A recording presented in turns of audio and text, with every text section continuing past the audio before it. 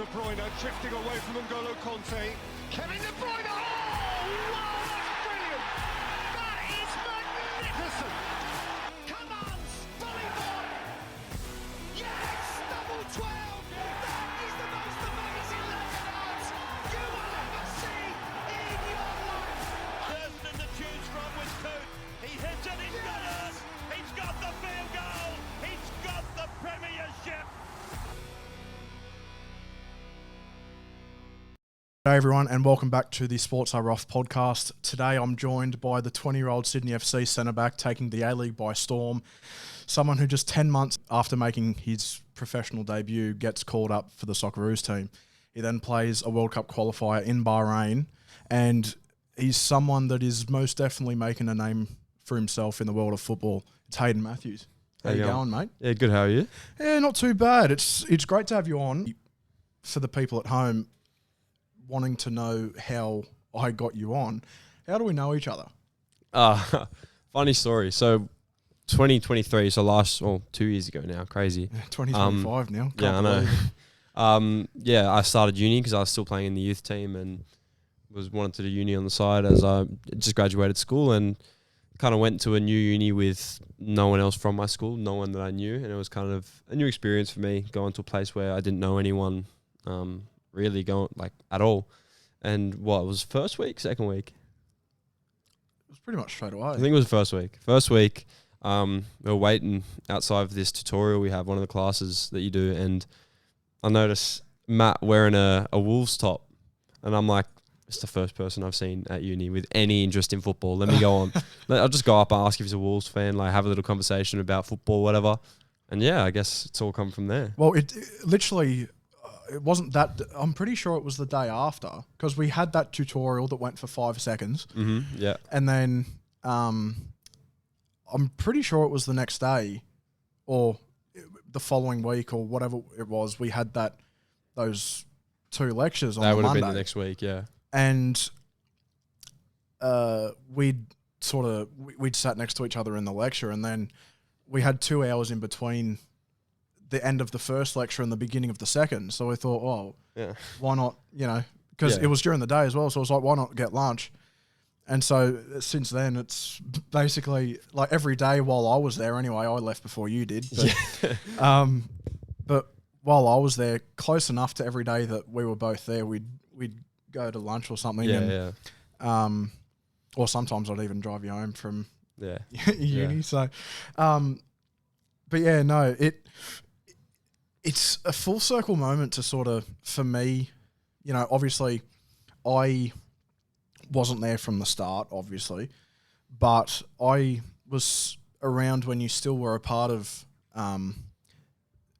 NPL side. The Academy, yeah. And you hadn't signed professionally yet, No. and it was a good 11 or so months close to after a year. I'd met you that you'd signed. And it was sort of like, and obviously we'd become really close by then, but now looking back on you, you've made your Socceroos debut. Like that in itself is outrageous. Yeah, no.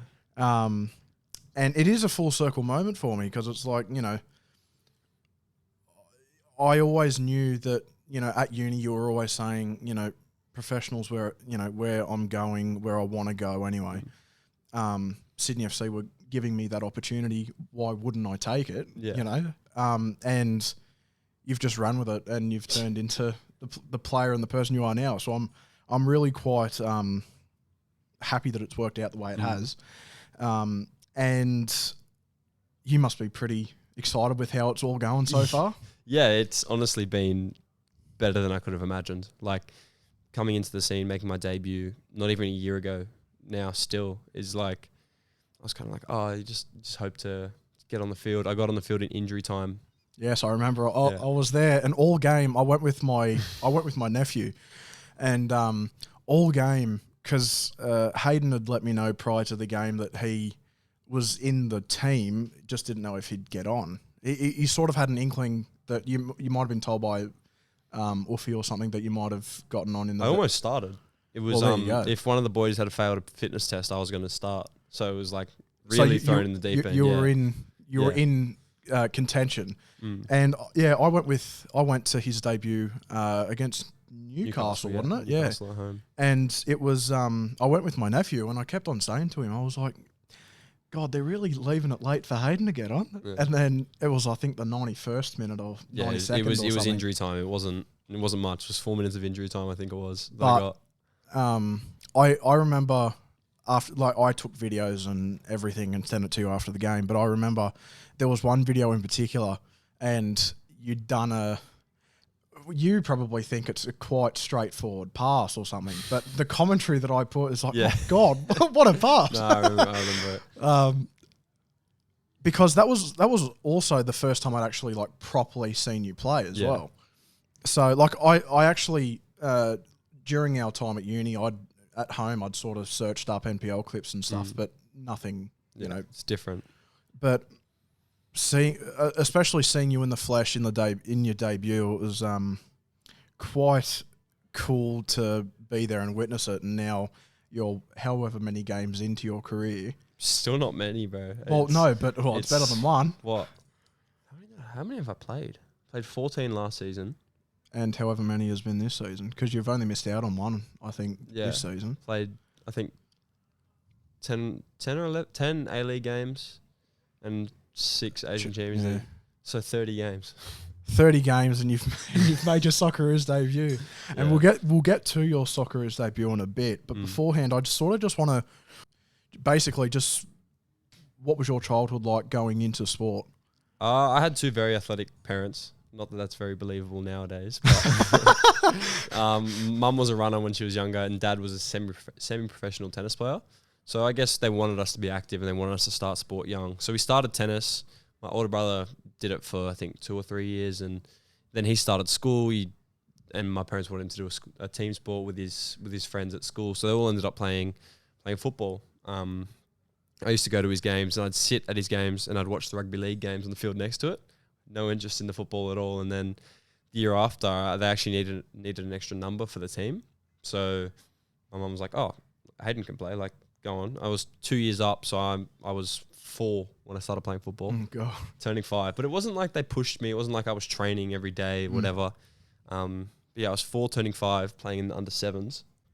And then going into under 6s the year after, back in my own age group, that I think is where my parents started to notice that I was ahead of other kids. And I remember one kid, one of the parents came up to my dad and was like, "You need to get in proper training. Like, he has something that not many kids have at this age." And I joined this program called Project 22, which was Football New South Wales based. It was before SAP existed, which is the like under 9s to 12s youth system, I guess, that they've set up.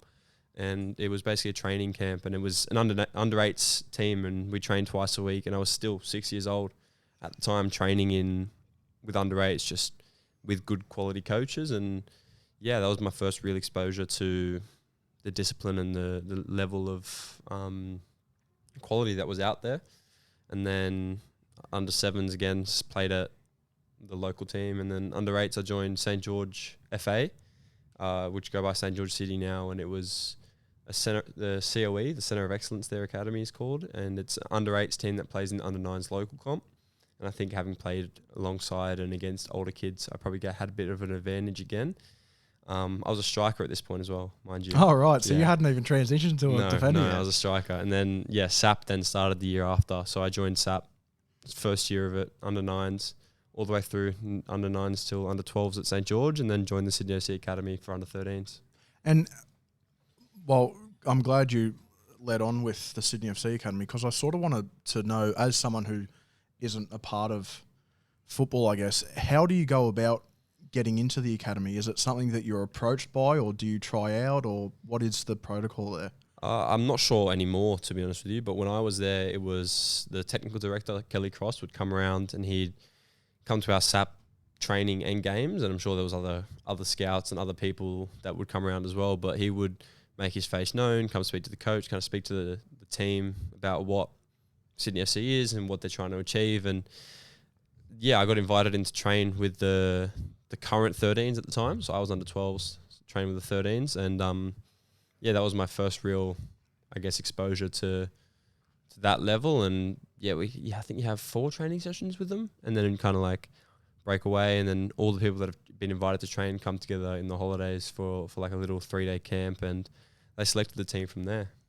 I think, and also like from what I've noticed in the relatively short time I've been particularly involved in like watching the A-League and supporting it, Sydney FC and the Wanderers, from my view, are the two ones that really make it known that they want to bring up their own juniors. They're not as worried. Like, obviously getting the marquee signings of, the Douglas Costas, the Juan Matters for the Wanderers, that's important for the team, important for the game to grow and stuff. Yeah. But I think especially Sydney, you see success stories from the juniors, from the academy all the time. Like, you're one of however many. Like, there's I'm one of 3 from my original 13s team. So from the team that was picked back in 2016 when we first come to training, I'm one of 3, and that's out of 22 kids I think we had. So, yeah, it's a pretty good success rate. Like, to have that, to be able to have that talent identification from 12 years old when you bring in all these kids, for 3 of them to go on and have really good success stories from within the club as well. It's not like they've left and we've come all the way through together. So top level, Jake's obviously moved on now to America. Segasic had his loan overseas last year, but he's back this year. He's killing it. He scored a hat-trick last night. This is just filmed after the Central Coast Mariners game, and the past 4 to 6 weeks he's been nailing it. He's unbelievable. He was one of those kids that was always ahead of everyone else technically. He got his first exposure to A-League really young. I think he started training with them when he was 15, maybe his first session would have been. He was quality. He's always been leaps and bounds ahead of everyone. But I think obviously his physical stature is a little bit smaller. So I think when he got to the men's game, it took him a little bit longer to, I guess, adjust to the extra physicality. But now you can see he's reaping the rewards, and you can really see his quality coming out. Well, and I think as well, like, not just for him, but likes of yourself and really just all the younger players that are getting their experience in professional football now. Like, with age, with experience, you learn the game in a different way that probably you didn't really think about when you were younger. Yeah. Like, you're sort of a lot more mentally locked in, once you start professionally rather than just playing, under 13s. It's it shows, like, both you guys especially, and you can add Jake to that as well. Like, as soon as you turn pro, you can see the mental clogs turning, being like, you see the game in a lot more analytical sense, a lot more now, probably compared to before you'd turn pro. It's just a small detail. Yeah, it's just a small details. Like, the one thing that for me is set pieces. Like, you see corners when you're a kid, I'm sure even if you watch a corner, you kind of just, you don't notice much. Yeah. Whereas when coming except if it's Arsenal. But I guess they make it quite obvious with the way they like crash the box, start behind on the blind side. But my first like set pieces session, like it was -1 session, we'd kind of go through set pieces. My first session with the A-League team on that, the level of detail and the accuracy and like the plays are designed to land on one person's head. It's not like everyone's just going in competing and trying to running around willy-nilly like you do when you're younger. It's honestly like the plays are it's drawn up to be a certain cross into a certain area where a certain person is getting their head on the ball. Yeah, and I think, for people that just, and it's like with a lot of other sport, like, well, nearly all sports probably, fans probably don't give players of any sport enough credit for the amount of strategy involved in whether it's football, rugby league, baseball. It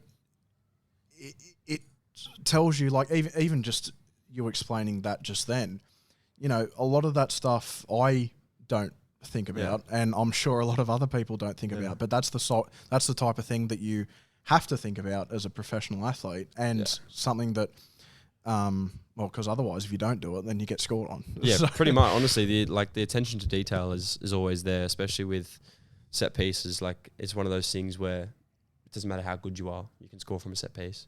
Like, as if you do the right things, or if someone switches off and you leave a man free in the box, the ball bounces around. Like, it's easy to score from set pieces, especially. And you notice teams, obviously Arsenal are a big team regardless, but even when they're not playing well, like, and they've had a game where they've struggled to create chances, if they get a corner, they're going to score from it. Like, at the moment, it just seems like every corner they get, they're going to score. And yeah, it leads to them getting results in games where they're not quite at their best, and maybe they were the second best team on the day, but they walk away with the 3 points. And well, and that really, you know, that sort of leads me on to my next point. You know, how does I know certainly at the very, very top levels of sport, no matter what sport it is, and I spoke about this in the last podcast, the mental side of the game is a lot more involved in the game than what people probably, you know, give you guys credit for. You know, because you're so young, you haven't fully developed, your mind might wander in different places, and you might think, oh, you know, we're a goal down, this is the end of the game, all that type of stuff. But I guess, have you figured out in the 30-odd games that you've played, or have you felt a difference in your mentality towards the game prior to the start of your career and now? I guess when I first come in, it was kind of like, don't mess up. Like, because I'm like coming onto the scene, young kid, you get your opportunity and you're like, you don't want to let the other people around you down, and you don't want to let the fans down. Like, you're so new to the environment where the one thing you're thinking about is not making a mistake and just doing things, keeping things simple, play the pass, move, like very simple stuff. And then as I've developed and grown in confidence, I feel like I'm trying more things. I'm playing a bit riskier passes. I'm trying to, obviously I'm not trying to pass the ball away. I'm trying to create something with that pass, but it's like, it's just changed. And obviously with the best thing I learned so far has been that you just can't let emotions dictate what you do and how you play, because there has to be a midway point. And if you let the highs get too high, the lows are going to hit you just as hard. And so if you can stay somewhere in the middle where your highs and lows aren't too different, and your emotions aren't controlling the way you behave and the way you play on the pitch, then it goes a long way into being able to produce consistently. There's a difference between confidence and cockiness. Oh, you know, if you, 100%. you know, you might be confident in your ability and you might keep that within yourself, and you might walk around the field thinking, I'm the best on this field. Like, and and sometimes that's the way you have to think, because you're playing professional sport. You have to have that mentality of, I'm the best on this field. Yeah. However, you don't then, after the game, boast, I am the greatest player on the planet. Yeah, know? it's very different. I think, but cockiness, I almost think, is a lack of confidence. Like, I don't think... Yeah, you're trying to overcompensate. Yeah, I think you're trying to overcompensate and try and, like, convince yourself that that's what you really believe. Whereas the people that actually believe that they're going on the pitch and they're going to get the better of the person they're marking, or they're going to win the ball every time, they're the ones that I wouldn't call that cockiness. That's confidence. And I think with you especially, like what I've noticed, because, you know, I sort of look at you, and, you know, we've been mates now for nearly 2 years, and which seems like it's been a lot longer than that. Yeah. No, that's weird. But I look at you and how you carry yourself on and off the field. And, you know, like, even when your name's in the media, whether that be, you know, you've just basically assisted that goal against Bahrain, technically speaking, like, we'll count that. Yeah. Or, you know, you're just doing incredible things with Sydney FC. Like, and you might be getting praise in the comments, and you might be getting DMs from people saying, you know, you're good, keep going. Yeah. But, like, you know, subconsciously you might be thinking, oh, this is great. And it is, don't get me wrong. But I've seen too many people where that side of it gets too involved in their head. And then, you know, like you said, they let the highs get so high that when they're in a low point, they feel it twice as bad. Yeah. And it's like you said, it's a matter of being able to figure out that high ground. And like, you know, what I was getting on with about you is, since I've known you, you are, whether that is just your personality in itself or whether that is, you know, whether you've trained your mind like that, but you are just sort of, for lack of a better term, just there. Like you're not, you know, up and you're not down. You're sort of just steady-headed and just, you know, you see what happens in front of you and you work from that. It's not, you know, if you was to win the Premier League, for example, I'm sure you would be. you feel that, but it's like, it's just, I guess I've always been a more logical thinker than an emotional thinker. And I kind of just assess the situation from external point of views. And obviously it's great to hear your name in the media and see people saying you're doing really well or everything like this. But I know when I've played well and I know when I've played bad. And I've seen comments saying, oh, like he played really well today. And I'm like, I don't think I played well. Well, I come you off the tell me pitch. after game, like most games, you sort of give me like a post-game report type thing, saying either I played so bad, even though you won or whatever. Like on a personal level, you might have played bad, but at the end of the day, you still won. Exactly, so it's like, the team could win and keep a clean sheet, and I might not have a good game, but because we kept a clean sheet and I did my job as a defender, the perspective and the perception is that I played well. But like within me, I know what I can produce, and if I don't think I'm producing at that level, I'm not happy with myself. And it's kind of like one of those things where obviously it's nice to hear people congratulate you and everything, but you don't want to let it get too far into your head and control what you're thinking and the way you behave. Like at the end of the day, their opinions matter as fans, obviously, but it's my opinion and the coach's opinions that matter more. I do want to, I guess, move on to something that had happened a couple of years ago, and I'm pretty sure you know where I'm getting at. So this was while you were still in the Sydney FC Academy. 2019, just before Christmas. You suffer some pretty severe injuries, and that's probably the understatement of the century. I guess for people who haven't heard yet, and it's a pretty well documented story, but for people who haven't heard yet, I guess what did you do? How did you do it? And how long were you out for? And we'll go from there. Yeah, so it was the 21st of December, 2019. So four days just before Christmas. Yeah, like literally 4 days before Christmas. My mum and dad were Christmas shopping at the time.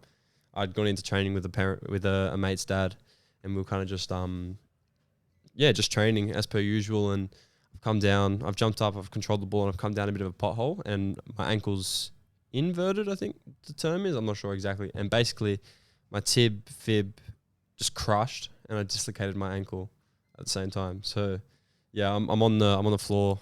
I'm just on the grass laying there. I know it's broken. I can feel it. Like I looked at it. I'm like, okay, I'm not looking at that again. That's my ankle's halfway out of my leg, and I'm been there for about 2-3 minutes, and the physio runs over, being like, Hayden, it's broken. You reckon? I'm like, thank you. I needed that. Yeah. So yeah, obviously going in an ambulance to the hospital, full leg cast all the way from toe to hip, for the whole of summer, entirety of summer, inside, didn't leave the house. I was in that for 8 weeks, and then kind of were doing all the rehab after that. And obviously for every week you're in a cast, it's 2 weeks to get the muscle back. So before I could even start running, that was 24 weeks, if my math's correct. 24 weeks before I could even start running. And then once I started running, I had a bit of a setback with one of my tendons in my leg, because I wasn't running properly, because subconsciously my ankle didn't want to go that way again. So I was running on the outside of my foot. So I had to get orthotics in to get it adjusted, and then finally made my return after 9 months. Played 2 games and then fractured my other leg in a tackle at training. So yeah, it was a very unfortunate period of time, but that's brutal. That is, and you know, I for people that don't know, Hayden is still without his license, and you know, even though I might, you know, bully him for it and take the piss out of him, like he does have a very legitimate reason behind it, because you know, during the time where you would have gotten your L's, your P's, well, you might have had your L's, but you know, time going towards your P's and stuff, you physically couldn't drive. Yeah, so I got my L's in that period. I got them late because it was COVID during that, like the back end of that first broken leg. And then once I'd come back to training and stuff, I was still, my parents really were like, oh, we just want to make sure you get over the hump and you're back training and everything, and then we'll start driving. And then obviously broke my right leg the next time. So left on the first, right leg the second one. And I was in another full leg cast, toe to hip. That was 7th of October in 2020. And then, yeah, obviously did all that rehab, was back by about March. And then by that point, my mate had his license and we were going to training together. So it was one of those things where I never had the chance to get my hours up. And because we were training in the morning, I would catch up on my schoolwork in the afternoon. So morning to training, I couldn't drive. Afternoon, I couldn't drive. And it was kind of like one of those things where I just got stuck, and it was like, just kept getting delayed and has never happened. It still hasn't happened to this day.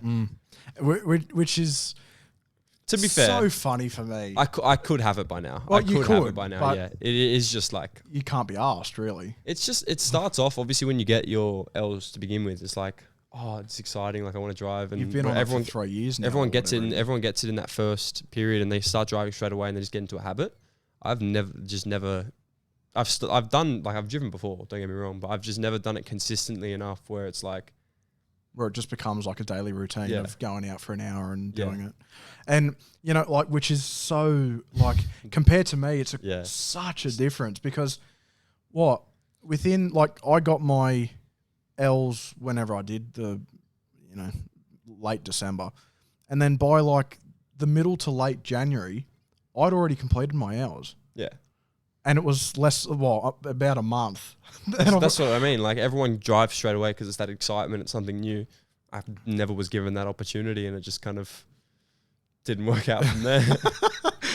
Would you, like, is it a thing that you aren't particularly bothered with? Like, you know, even if you were on your Ps, would you, because I know some people that have their license and stuff and they still just don't want to drive. I mean, I would drive, like, if I needed to, obviously. I don't have a car. I'd probably be enticed to buy a car if I had my license. But I have no issue with public transport. Like, it honestly doesn't take much longer. Sometimes it can be shorter depending on traffic. And I just sit there on my phone, put some music in, like, relax. It really isn't that much of a hassle, in my opinion. I know some people hate it and can't stand it. I know you're not the biggest fan of the train. No. But, but like, it's, at the end of the day, it's not the end of the world for me. Well, I say I'm not a big fan of the train. It's because I live 4 hours away. Yes. And I'm not taking a 4-hour train ride. I'd rather take a 3-hour car ride. You can just sit on your phone on the train. Why would you try and concentrate for 3.5 hours and relax for 4? Yeah, no. I just can't be arsed with it. It's like, because the thing is, like, especially on the route, you know, from where I am to, like, Sydney, it is so much longer on the train. Yeah, It's a good hour later. It's a good hour more. Yeah, okay, that So makes I'm a bit like, of a difference. time-wise, you know, I might be having to drive for 3 odd hours, but at least I'm not going to get there in 4. Well, yes, You know? yeah. So, anyway, sidetrack conversation about that. I do want to go back to, I guess, media attention and how you sort of deal with that on a regular basis, because I've heard stories that your mum especially goes online, has a look at comments or, Yes. you know, even edits that are made of you and all that sort of stuff. Yeah. And while that's all well and good and everything, do you really do that, or is that more a mum thing? No, it's definitely mum. The media side especially. I was big when I first got it, like, knew I was on FIFA and everything like that. That was I pretty cool. remember that video. That was pretty cool. That was a full circle moment, I guess, really, because that's always been like, it's like that one thing, like, you finally make it onto FIFA. I don't have an Ultimate Team card yet, unfortunately, but No, well, it should be coming next year, right? next year. I thought it was going to happen this year, but it didn't, unfortunately. So, but yeah, no, my mum does deep dive. She put my name into Twitter, Instagram, Facebook, Google, everything. I've obviously Googled myself before. I'm not gonna. I think everyone does. I'm not gonna sit there and deny that. And I've seen some of the things, and she'll tell me when there's good things. She normally doesn't tell me much of the bad things. If there are bad things, I'm not sure. I imagine there would be. I can't imagine there isn't. And yeah, I steer clear of it most of the time.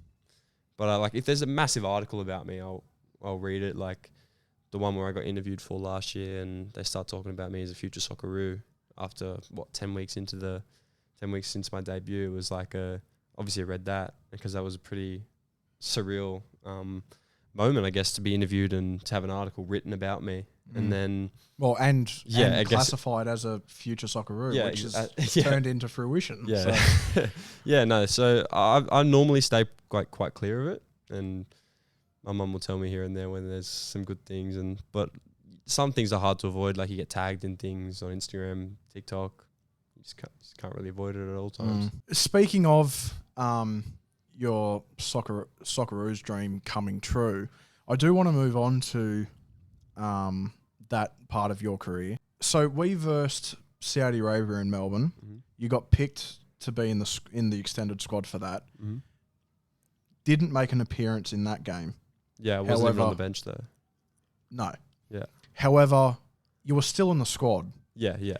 How was the experience of getting that message being like, oh, by the way, you're in the Socceroos camp?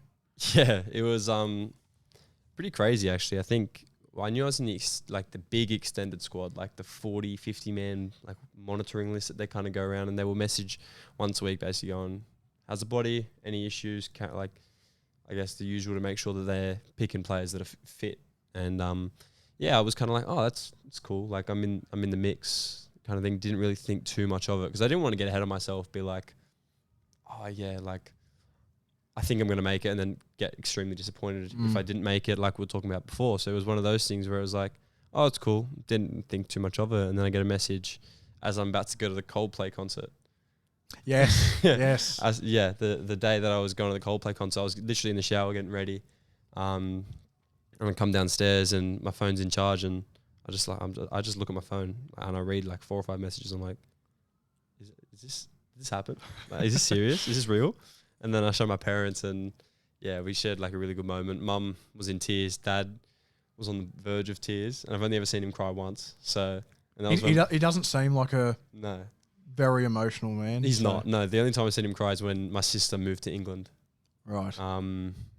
Again, she was like 25 at the time as well, so it wasn't like it was young or whatever. She was moving over. She had a job, everything. But yeah, that was the only time I've ever seen him cry. But it was kind of like a real, whoa, like what just happened? And I don't think I really processed it because we had 2 games still before we went away, and it was kind of like we obviously got into camp, and I got sent off the day before. Yes.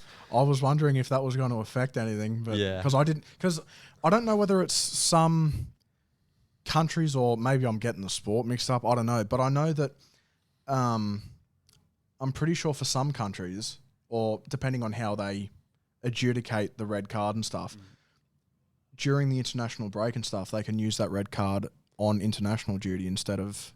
I'm not sure exactly how it works, but normally it's the same governing body. Like it's the same. Like if you're playing in England and you get a red card, you can't then play in the FA Cup or the EFL Cup. Or if you're playing in Spain, you can't play in the Copa del Rey because you're suspended. But I think when FIFA is running the World Cup qualifiers or the A-League, I think they're separate entities, so I don't think the red cards carry over at all. Obviously it didn't, given the fact I was able to play against Bahrain. But yeah, that was pretty surreal, I guess, meeting all the players again that I've watched at the past 2 World Cups, 2018, 2022. I was 14 at the 2018 World Cup, and then I was side by side with these players, training, playing. Like it was a very surreal moment, which I don't think I realized until after the camp was over, and I kind of had a moment to step back and be like, what just happened? When it comes to actually being in the camp and being around these players and being around the coaches and the trainers and everything, what was the atmosphere like, and sort of what were the most notable differences between what you'd experienced so far at a club level in Sydney FC compared to the Socceroos? Well, literally the first day I got there, the assistant Foxy pulls me for a meeting, and he has a couple of my clips from the games at Sydney, and it's all about my body positioning and and everything like that. And that level of detail, I'd never had, like intricate detail purely based on me. And we sat there and we were there for about 20 minutes just talking about body shape, what I could do better, how I should be positioned, and what would happen if I was positioned properly to deal with the situation. And that was kind of like my first real moment. Like, okay, so this is gonna be really good. Popovic and Foxy, the head coach and the assistant coach, were both centre backs as well. So going into there, I knew like there was going to be a heavy defensive focus, and obviously Popovic has only just come in as the head coach, and I guess he's had to change a few things. I was never in there under Arnie, so I wouldn't know what it was like. But yeah, it was pretty full on, like very intense. Every training session, everyone's like really switched on. The standard's really high. At meal times, we have a nutritionist stand at the end of the buffet line, being like, "You need more vegetables, you need more carbs, you need more protein, whatever," based on how hard we trained or what the schedule was, which was, I guess, the first time I'd experienced something like that. But it was interesting. It was cool. I didn't really, never really had anything like that. And then it comes to the Saudi Arabia game. Don't play. However, you are on a plane to Bahrain. Yeah. Well, basically, it was the It day was the next after. day, yeah. Next day we left. You're on a plane to Bahrain. You arrive in Bahrain. And then halfway through the week, you're basically told you'll be starting. Yeah. How did that go about? Yeah, it was strange, especially after the Saudi Arabia game. I kind of, not being in the squad at all, I kind of looked at it like, oh, I'm just here for the experience. Like, there's a lot of experience centre backs ahead of me. I'm just here to, I guess, be among the group for the first time and introduce myself to everyone and experience it all, right? And I was perfectly okay with that. Like, it's a hopefully it's not a once in a lifetime experience, but it's an unbelievable experience to just be there. And I was okay with that, given the circumstances and the magnitude of the games, I guess. But after the Saudi Arabia game, we fly over to Bahrain and we just have like a light session that day, and then 2 tactical sessions, and then we go into the game. And it wasn't until the session the day before where I kind of just got put in with the starters when we went to go into our tactical, and I was like looking around like, am I meant to be here? Like, what? Am I doing the right thing? Am I wearing the right bib? Like, what's going on here? And then it was it just happened, and I was on the field, and we were going through our -1 tacticals, and the coach was talking to me as if I was starting, and I was starting to think to myself, okay, like, yeah, this is happening now. Yeah, no, like, this is happening. I need to start getting ready now. Like, and yeah, got home from that, called my parents straight away, even though it was like 4 a.m. in Sydney, and they would have picked up no matter what time it was. I messaged my mum being like, ring me whenever you wake up, like when we got back from dinner. I honestly think it was 4 a.m. in Australia. 2 minutes later, my phone's ringing. I'm like, what are you doing? First of all, just sleep. But yeah, and then they were obviously over the moon with it. Spoke to my agent, same kind of thing, was over the moon, really happy with it, really excited. And yeah, then the game come around, and I guess I feel the rest is history. Yeah, I feel like I played quite well. Obviously, the second goal that we conceded is a little bit unfortunate. It comes off my head. Probably should have dealt with it better, but... Well, you say that in hindsight. Like, yeah, you can't change what's happened. Of course, yeah.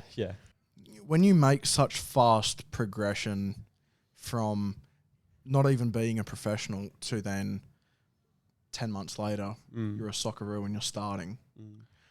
Have you just stepped back a bit and just sort of thought about, bearing in mind the injuries, bearing in mind, the grind it took to get to the professional stage, then with all the stuff you had to do to get into contention for the Socceroos, have you ever sat back and thought,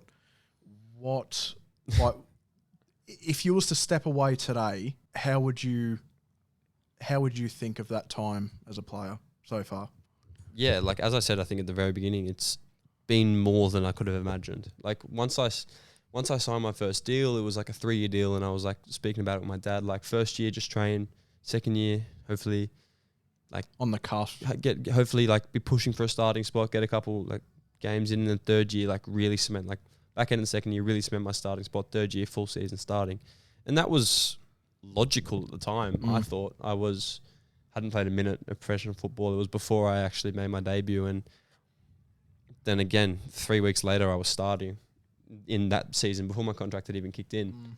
And then we went on, we won 3-1, started again the week later, we won 2-1, then I played the derby. And it's all about, like, for me, it's just been resetting my goals as I go, and it's kind of like, in a way, never being satisfied. It's like, okay, that's done, what's next? But I think that's normal, especially for professional athletes, but I think that's normal in everyone. And I said this in the last podcast as well. I said, you know, as people, you know, we are always looking for more. We are always looking to get better. Yeah. Very rarely do we actually remove ourselves from that and have a look at the journey that we've been on and be like, shit. Yeah. You know? Yeah, that's it. Yeah. So I've consciously had to take like notes, be like, okay, relax, like look at especially when things haven't been going particularly well, or like I've had a bad game and I'm like, oh, well, what am I like? That was bad. Like, well, I didn't play well. And I'm kind of like, step away, look at how far I've come and be like, if I was in this position, 8 months ago, I would have killed to be in this position 8 months ago. So it's kind of like being grateful for what I have. And yeah, I've really had to make a massive note of stepping away from it and being like, yeah, okay, wow, this is what I've done. And it's amazing, but I've got to get more. Yeah, no, and you know, and as professional athletes, you know, there is no point in being involved in sport at that level if you don't want to get more out of it, if you don't want to improve, if you don't want to better yourself as a career, better yourself as a player, whatever it may be. And I think that's why, you know, and I see it happen a lot in rugby league. Like you get these people, you know, and in comparison to sports like football, like the financial thing in rugby league is nothing compared to football, right? Yeah, well, it's just the hard thing with rugby league is there's one competition. Like I know you can play Super League in England, but it's not quite the same. It's like NRL is the top of it. And like once you win the NRL, it's the hardest thing is resetting goals and making sure you actually stay on top of things and you're still pushing for things. Because the moment you're not pushing towards anything, you're not working towards anything, that's when you start to have a little bit of a lull and you start to lose because you don't have the same desire, you don't have the same want to achieve anything. And to be honest, I'm surprised the Penrith Panthers have been able to keep it up for so long. Although they are the best team, it's like... Well, I compare them to Sydney FC in the way of their academy program. Yeah. You know, yeah. If I was to have, you know, for the rugby league listeners who don't particularly follow the A-League, Sydney FC, in my eyes anyway, and I'm sure you'd feel the same, would be the Penrith equivalent. Yeah, they're the biggest club in Australia. Yeah, and their academy works in the same way. Like, yes, you might lose however many, you know, international players, but all right, whatever, we'll bring them up through the academy and there you go. Yeah. And that's the exact same with Penrith, and a lot of other clubs are now starting to do it, which is good. Do all clubs have like genuine academies? I think now, maybe. I'm not sure about like Auckland and like the newish clubs. I know Western United have an academy and Macarthur have an academy as well. So they're two of the newer clubs. I'm not sure Auckland, because it's their first year, what that's like. But I'm pretty sure most of them have an academy. Not sure if it's all the way from 13s, but at least 16s onwards, I think. As a kid, whether you're, 12, 13, or whether you're 17, going on to adulthood, it is, I think, a little bit of a confidence booster being able to say, oh, yeah, I'm in the Sydney FC Academy. Oh, I'm in the Wanderers Academy. Oh, I'm in the whatever. Whereas, and you probably sound a little bit more, I don't know, official than if you just played for whoever. I don't know. Yeah, I guess so. Yeah, like because you're technically already in the pathway program to become it's a more direct route to the most direct route. Yeah, and and this is why I encourage organisations, clubs, whatever it is, to prioritise, youth, academies, whatever it is, because, not only is it good for the club and probably better financially as well, but you give these kids homegrown talents a chance, and, whether that's in soccer or rugby league or whatever sport it is, I think anyway, it is so important to have that foundation of, and you're also future-proofing yourself as a club for years to come. Like, it's not like you're having to rely year upon year on signing people. Like, you have that crop of people to be able to bring up. It's not like we need people right now, When the Penrith system first started getting the name that it has now, it was like the reason they're so successful is because no one else in the comp does it.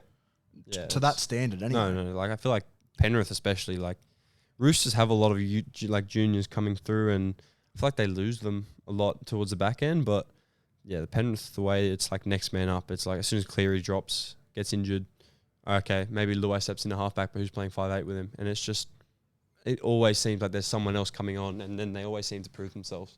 And whether that's just because the system's built or the players are ready, it's, who knows, but they're obviously doing something right. And I think as a more generalised statement in terms of the position in which football is in Australia today, obviously you have, football's a worldwide sport, right? Yeah. We get that. Yeah. But I sort of touched on this in the last one because baseball is very much a minority sport in Australia. Yeah. But do you think that, through the years we're starting to see better talent at earlier ages? I think Australia's always had good talent at young ages. We create good athletes. Just the athletes get diversified so much in different sports. Whereas in, say, England, all the best athletes play football. Whereas here, all the best athletes play AFL, rugby league, tennis, cricket, football. Like, they're all spread out across everything, where I think if we had one main sport, we'd probably be a lot more competitive in football. If, say, all our best athletes played football, we'd be a lot more competitive. But I think we've always had the talent at a young age. It's just the pointy end where we lose people, where I'm not sure if it's not anymore, obviously, but previously the exposure to top level coaching hasn't been there at a young age. And like, I go back to England as an example. They start in these Premier League academies at 6 years old. They're exposed to top level coaching at 6 years old. And even here, we start at 9 in SAP, and there's other academies which can start earlier, of course, but that didn't exist 10 years ago, 15 years ago. So for the talent that was coming through back then, they kind of had to rely on themselves or hope that they got a good coach at the rep team they joined when they were 13.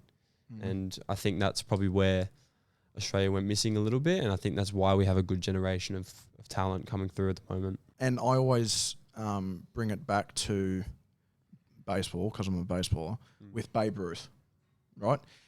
Back when he was playing in the 1930s or whatever it was, first of all, and you can even say about, like, I'm sure football's the same, but like rugby league, within the last probably not even that much, like 15, 20 years, the game is so different that, people at the back ends of their careers now are struggling to adapt to the new game. And I'm sure it's the same with football as well.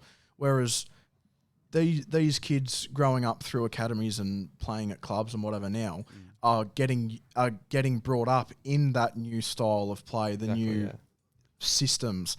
And I think that's why we're seeing youth players and academy players, their potential is so bright so early on because they've grown up with this new style of play, the new system, the new tactics, whatever it may be. Yeah. But that's just the development of sport. And you just you look at, sometimes it's not all about that. Like, I don't know if you saw like Jesse Owens and I saw a video comparing Jesse Owens and Usain Bolt, and it was basically saying like, if Jesse Owens had proper spikes on a track, wasn't running on mud like he was, and had the same kind of equipment and blocks, everything like that, he would only be 0.1 second behind Usain Bolt, I think. And I know it's all a bit of an estimation, but it kind of just puts into perspective like how far science has come within sport as well. Like he didn't have like the management of their muscles. They didn't know how to look after their bodies properly. Whereas now, everything's done for them, and they know exactly what they need to do to make sure that they stay fit. And I think that makes a massive difference into being able to play more, being able to train more, and being able to get better as a footballer or as a baseballer or whatever.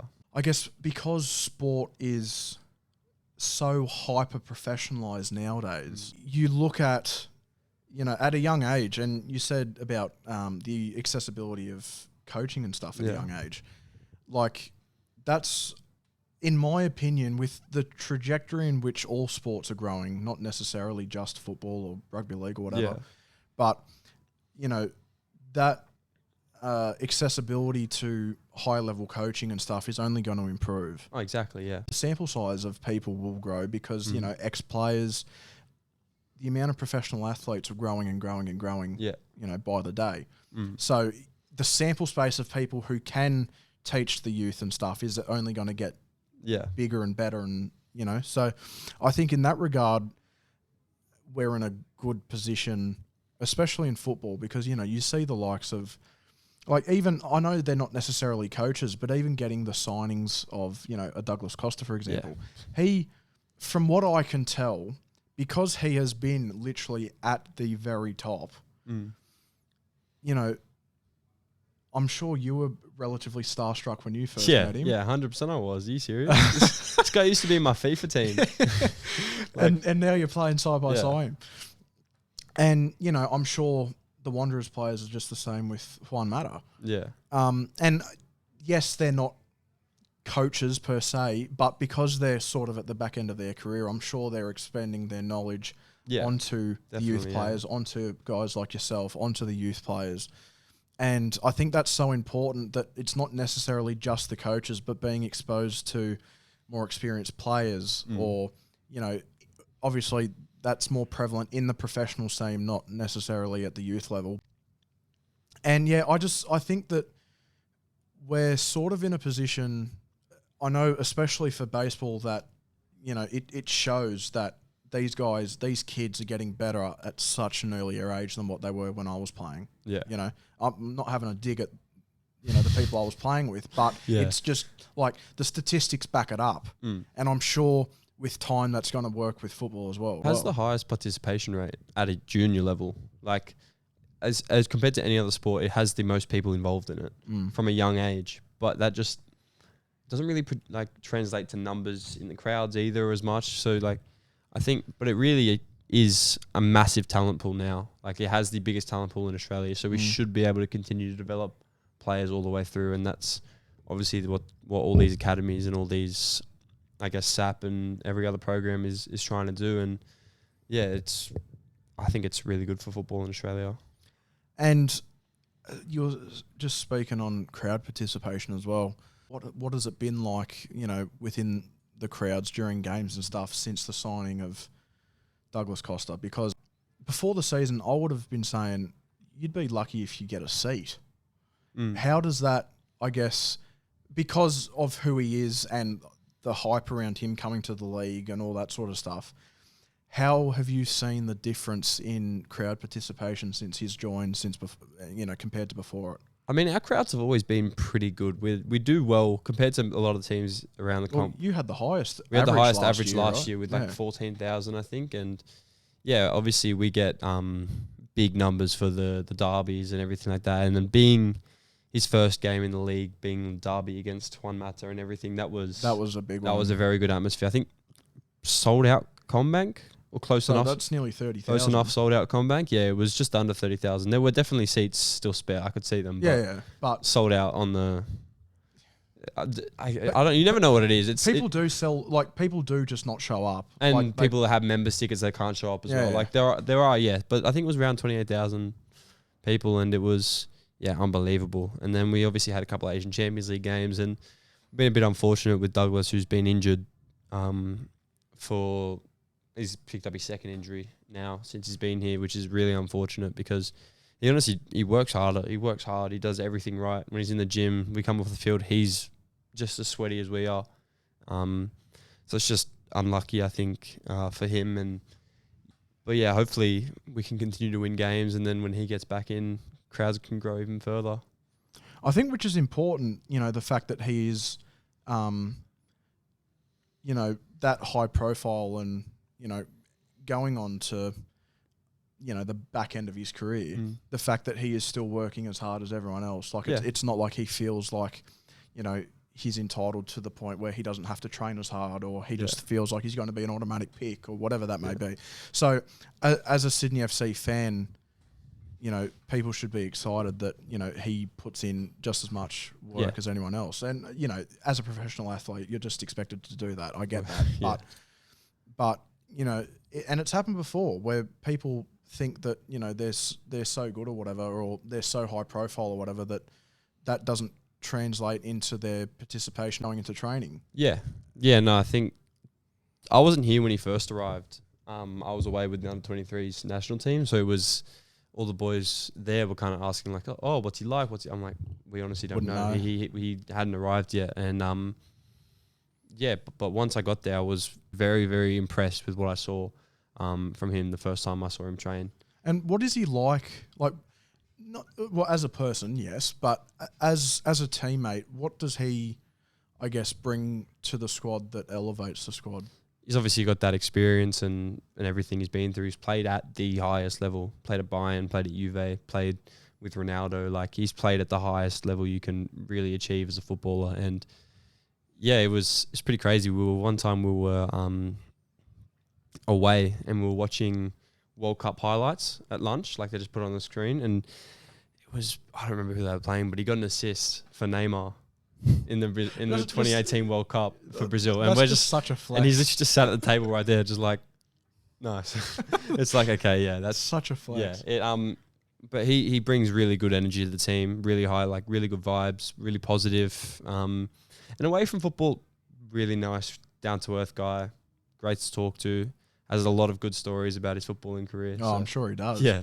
Veering away a little bit from your own career and Sydney FC and the Socceroos and stuff, I sort of have a question, and you may want to answer this, you may not. Yeah. You're a Manchester United fan. Unfortunately. Good. If you watch the game, what do you see that you're like, we need to improve on this? Because as fans, we all want our teams to do well. And especially when you're a Manchester United supporter, when you're, Manchester United are arguably probably a top 5 club in the world. There should be top 2 biggest clubs in the world. I can't honestly see maybe Real Madrid are bigger than them. As the biggest club and fan base, that they should be top 2 in my opinion. They are top 2 in my opinion. And when they're not, when they're 13th or whatever they are in the Premier League at the moment, or even lower than that, I think, 14th maybe. Yeah. Whatever it is, as a fan, you must think there's got to be something that you as a fan want to see changed. The part that disappoints me the most with them is the fact we drop points against the teams that we should be beating, and then get points off the teams we shouldn't be beating. Like, I think honestly our last 2 positive results have been a win at the Etihad against City, and then I think went loss, draw it. You lost to us. Draw against Liverpool, and it was kind of like, what just happened? We've just taken points off City. I know they're not at their best at the moment.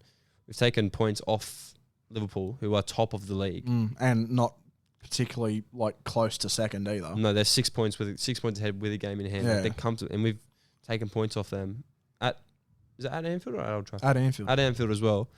We beat City at the Etihad, and in between we've lost 3 games. So my thought process behind that is like, what's going on with the players, and why can we not perform against the smaller teams in the games where? Do you think it's a mindset thing? It has to be, because if you can get up and play, like, it's easy to be lifted for the games against City against City and Liverpool, because their rivalries, the crowds give you energy. And when you're playing against a smaller team or one of those teams where it's like, do we have to play? Like, I'm not sure what the mindset is, but like teams you should be beating. I'm not sure what the thought process is there within the group where it's like, oh well, like we should be winning because we're just going to win anyway. Because you can't. Every team they're playing is a Premier League team. They're versing Premier League caliber players. Yeah, you're not going to beat anyone just by showing up. You have to show up mentally, physically, and be at your best to beat any of those teams. Like when we versed you at our home at the Molineux, we technically were 1-0 up and scored with 5 seconds to go to make it 2-0, right? But I looked at that because obviously I'm watching my team, but that was in the middle of a bad rut for you guys. Yeah. And I was watching you guys and I was like, you've got Arsenal in the FA Cup and Liverpool in the Premier League in the next, 2-3 weeks. Yeah. If that Manchester United team that versed us shows up against, especially Liverpool, but that one, you'd get 6 or 7 put on you. Yeah, well, we have had 6 or 7 put on us. But I don't get the difference because I know, like, as a Wolves fan, I can think of a lot of things that. Yeah, but it's like Wolves versus Villa. Like, no matter what, like how you guys are performing at the time, Wolves versus Villa is a game where you can't say who's going to win. It's like you go in, like, I know United, Liverpool have been very dominant recently, but you still go into that game thinking United could jag something here just because emotions are high, the fans are a little bit more involved and everything's going on, and it's kind of like there's a little bit more pressure on the game, but also they're the games we're going to play in.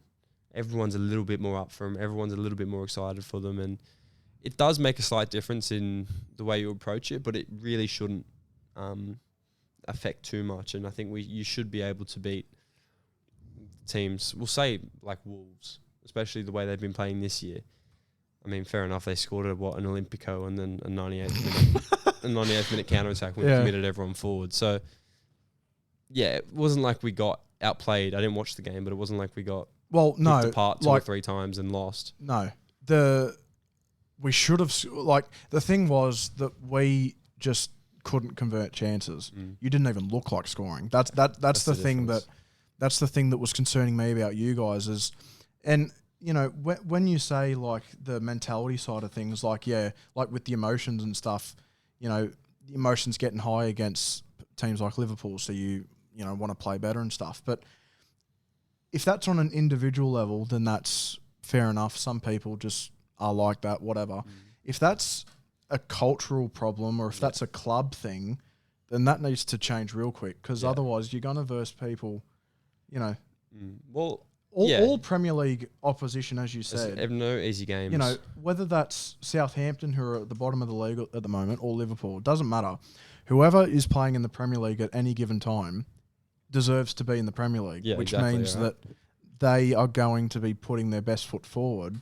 And if you're going into a game, whether that is what's happening or not, whether that is that they're not mentally switched on, or whatever it is, that especially under Ruben Amorim, you'd think that if that is a problem that they've identified, they'd be fixing that real quick. Yeah, but it's not as easy as just fixing it like that. Like, it's something you kind of have to change slowly. But the thing I've liked about under Amorim is you can see an identity, and you can see there's somewhere that the team's going, and you can see that there's like room for improvement. Whereas under Ten Hag, I think we just got stuck in a part where we weren't really, there was no identity, there was no way of playing, there was nothing really to get excited about. Whereas under Amorim so far, from what I've seen, is there's been progression already. You can see from when he first come in to when he's to the way he was playing now against Liverpool, like you can see an improvement, and hopefully that continues to go all the way through. And this is also getting recorded just before Arsenal play Man United in the FA Cup. Yeah. So I'm not looking forward to that. By the time this goes out, I'll make sure to just do like a screenshot of the result. Arsenal 3 set pieces probably because we cannot defend set pieces either. Oh well, you're talking to the worst defensive league I honestly team in think the I league. honestly think we'd be second when it comes to set pieces. Set pieces, we're tied.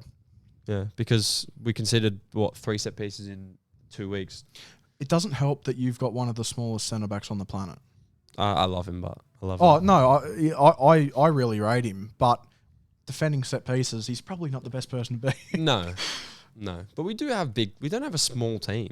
Like No. Maguire, DeLitt, Dallow's not even short. Our midfield, Ugate's not short. Cobby's a little bit shorter. Casemiro, when he plays, is tall. Hoyland's tall. Xerxes tall.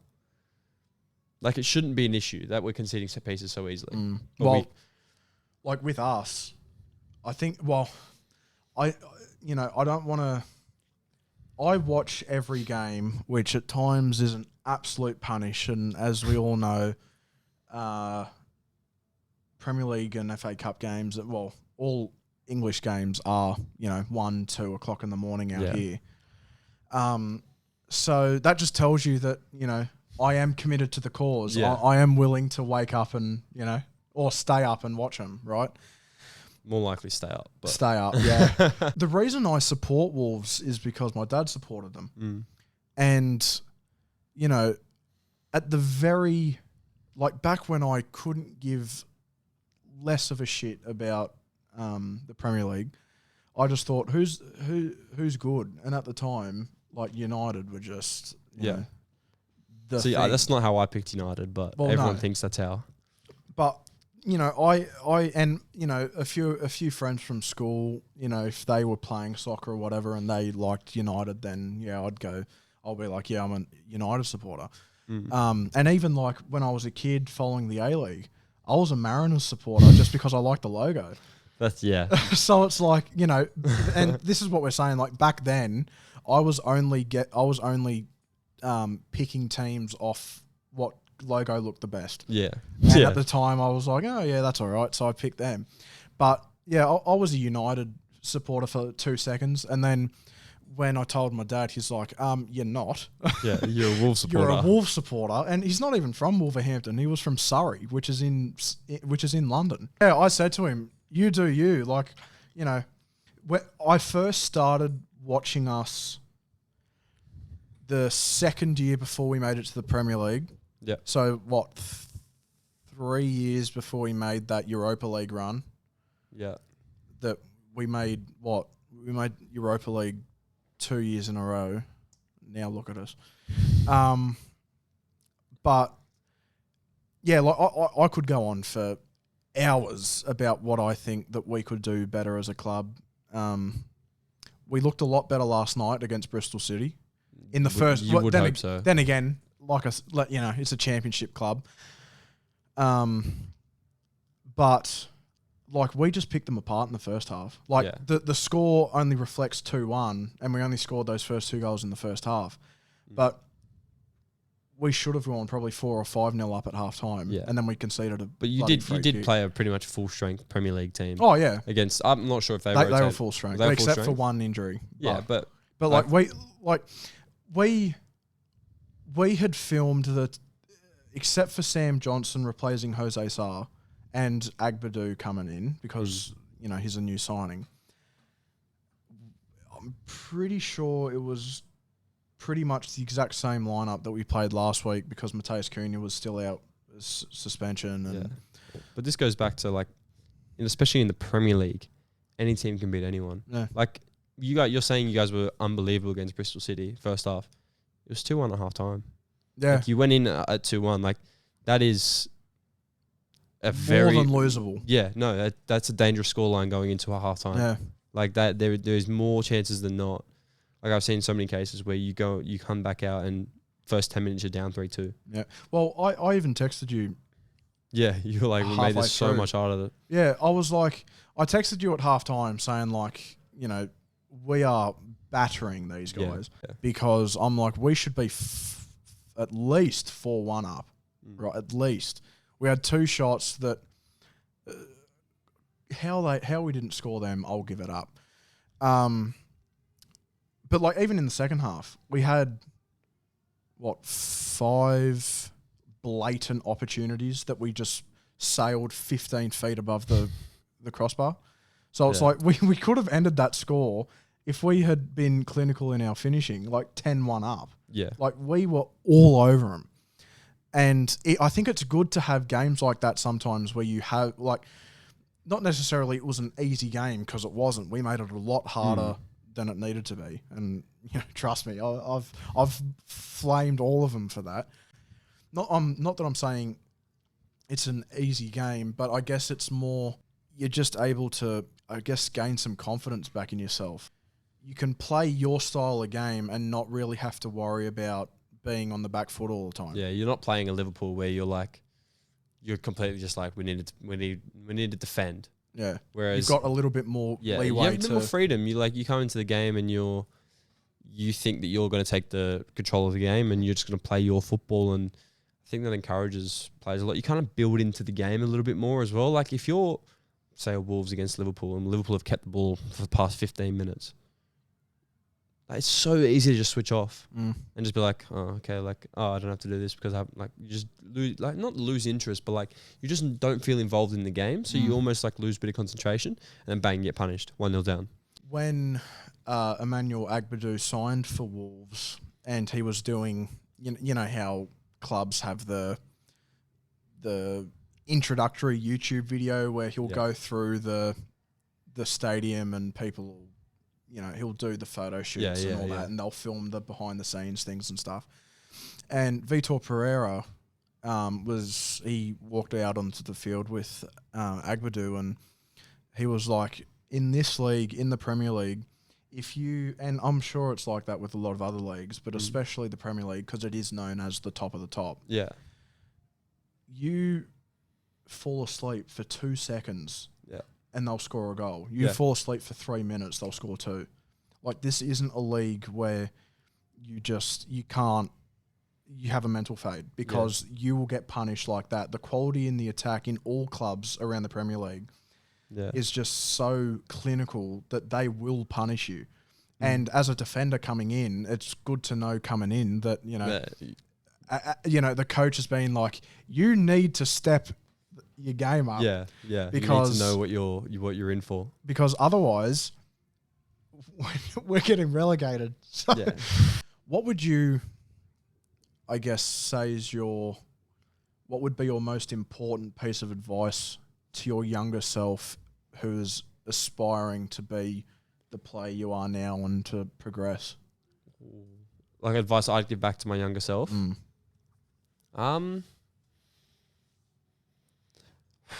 It's hard to say because I never like stopped enjoying football, but for me to say to young kids is like, it's just enjoy it. Like if you get to a point where you fall out of love with it, you do this, you do that, like, and you're just not enjoying it the same anymore. I'm lucky I never really went through that, but for me, I don't see a need to do something that you don't enjoy. And the only reason I play football is because I love it. I love every single second of being a professional footballer, and everything that comes with it is everything I could have dreamed of. But if I didn't enjoy it, I wouldn't do it. And I feel like a lot of kids put a lot of pressure on themselves, and they kind of get to that stage where they're like 15, 16, and they're doing so well, and they've always been at the top, and they're kind of just not enjoying it anymore. And they're kind of like at that stage where they're like, I only want to do this because I feel like I have to do it. Because that could even be like parents' influence. Parents, or just because it's something they've always done, and it's like they don't actually enjoy it as much anymore. Yeah, you really need a balance in things like that. That was one thing for me. Like I always had school. My parents were very heavy on drilling me on making sure I was doing my schoolwork and staying on top of that.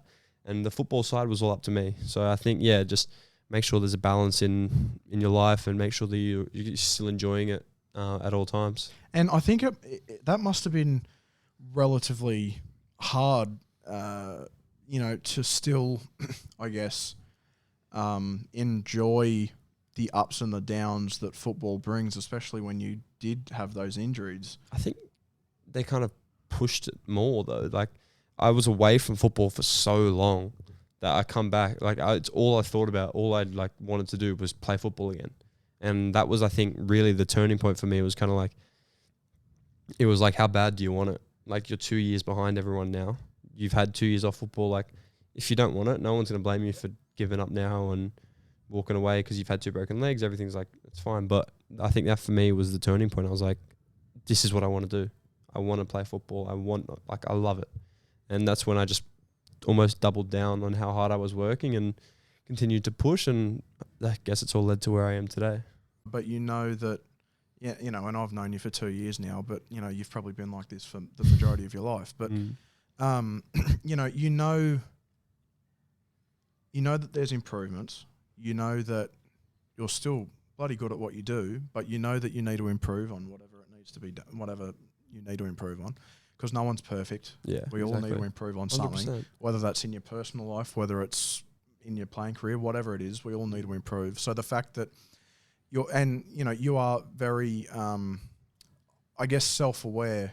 Yeah.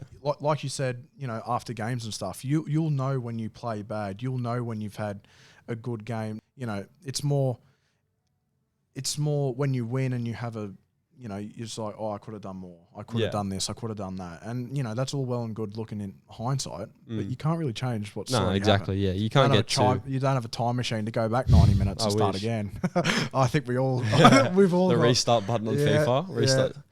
On the same sort of lines as the best advice you'd give yourself, do you remember and who gave to you a certain piece of advice that stuck with you, something that you sort of look back on and think that's no doubtedly helped me, whether that's a mental thing or whether that's, you know, advice in your physical game? You know, is there something that sticks out to you? Oh, that's a tough question. I'm not here to ask the piss weight questions. I'm here to ask the heavy hitters.